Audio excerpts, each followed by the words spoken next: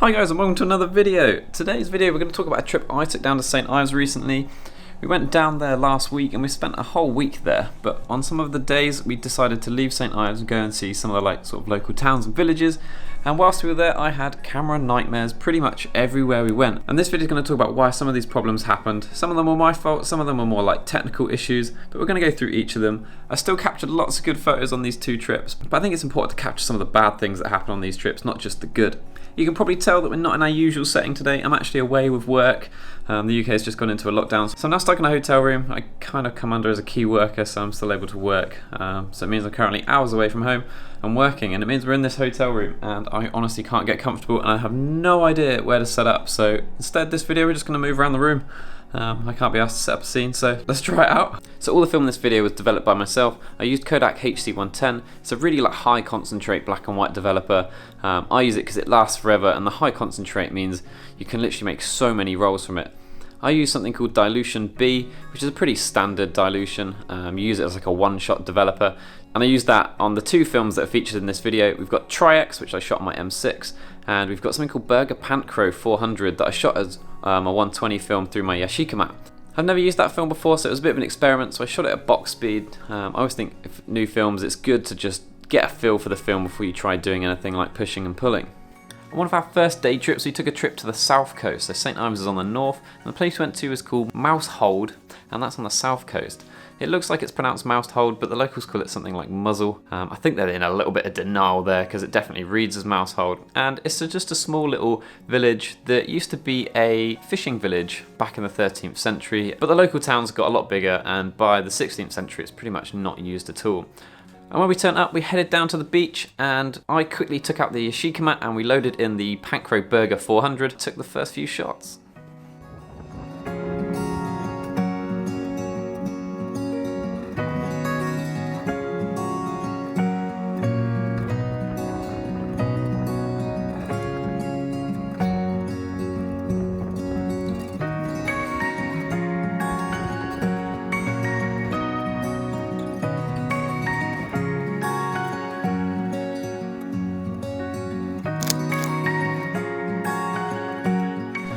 And by first few shots, I mean exactly one shot. So I've had a few problems with my Yashica Mat before on the first frame, and what it normally does is it double exposes the first frame, and then when I roll on all the way through, I end up then only getting 11 shots because the camera just counts all 12.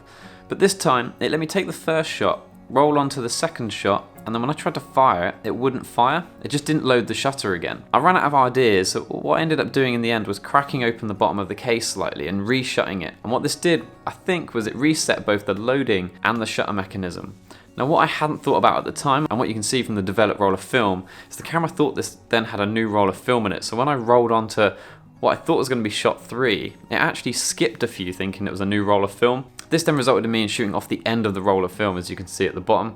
So I've actually lost a few shots from this roll. So from a roll of 12, I think I've ended up with sort of 6 usable shots. Undeterred though, we then headed into the actual village off the beach and fired the rest of the shots from this roll.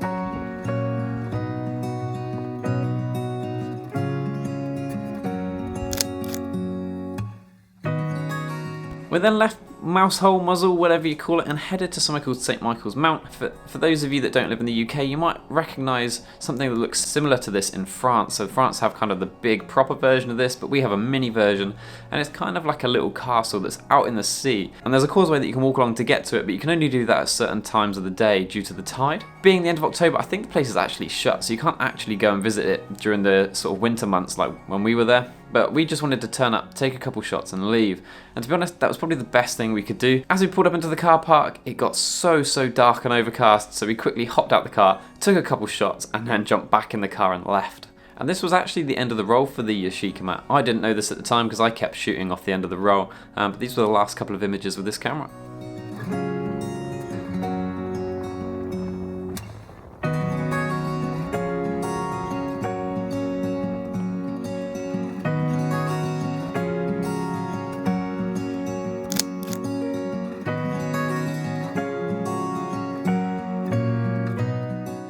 So the next couple of camera disasters happened when we took a trip to the Lizard.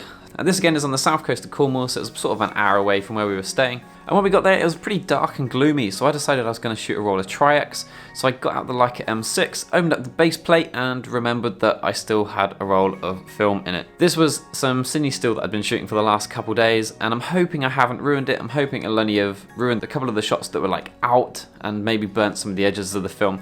But that was one of the first mistakes I made. So I then quickly put the base plate on, took the cine still out, I then loaded in the Tri-x, and literally minutes after my first mistake, I then put the Voigtlander 35mm Nocturne lens that I have onto my camera, and for some reason the focus ring, to begin with, was like jammed firm.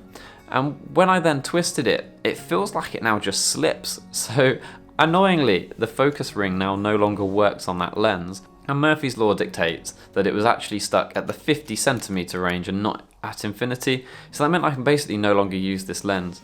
So this means that all shots from this roll of film were actually shot on my Voigtlander 21mm. Now the 21mm wasn't ideal for this trip because we're kind of shooting big open landscapes and trying to photograph sometimes things that are out in the sea, and with a 21mm lens it's just too wide and everything looks too small. I did however still get some photos that I liked. It was just different to what I was expecting to be shooting. So at this point, with film loaded and a lens that works, we decided we're going to walk around some of the headlands next to the Lizard.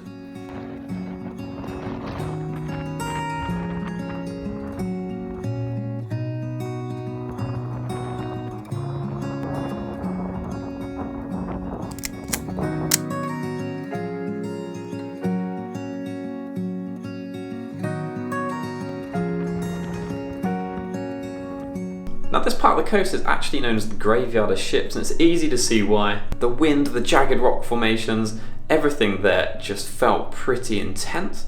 Now a lot of the images I think have turned out quite dark, and I think this is why I was accidentally exposing for the sky and the sea rather than the rocks. If I was to redo this day, I'd definitely expose for the rocks and blow out a bit of the sea and a bit of the sky, and I think that's why some of these images have turned out quite dark.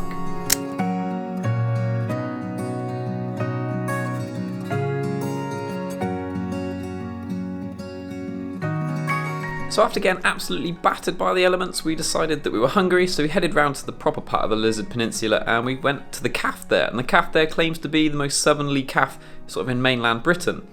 And like any sane person in these crazy conditions, we decided to eat outside. And to be honest with you, it ended up being one of the nicest parts of the trip. So the calf itself kind of sheltered you from the wind, but you could still hear and see everything playing out in front of you, and it was really nice and the food was really good. After eating here, you could then head down behind the calf and you could head down towards the sea.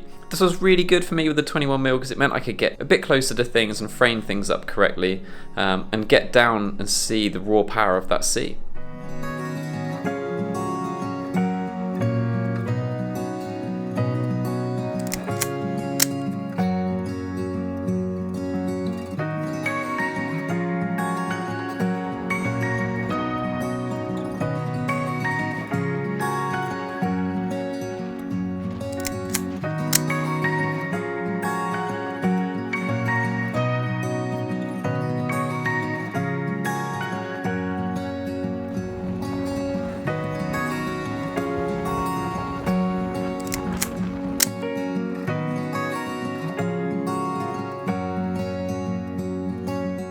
So the last few shots on this roll were actually shot on our trip home. So we decided to break up the journey from St. Ives back to my house because it's sort of like a 4 or 5 hour journey and we knew it was going to hit terrible traffic.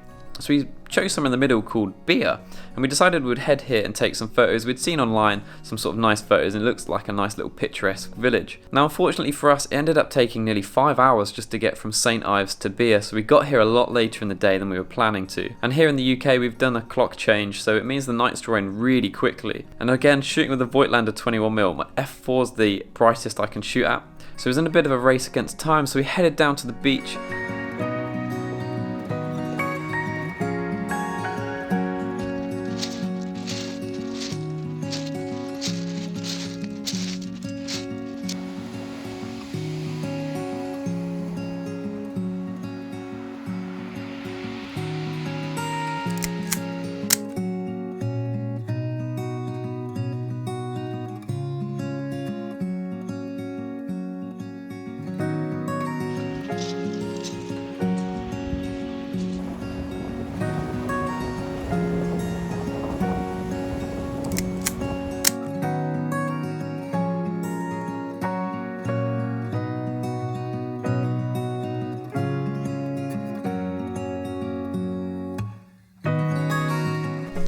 And then before we left beer, there was one thing left to do, and that was to get a beer. And the pub was also called The Beer, so we had a beer in the beer at a place called Beer. That was the end of our trip, and that's also the end of this video.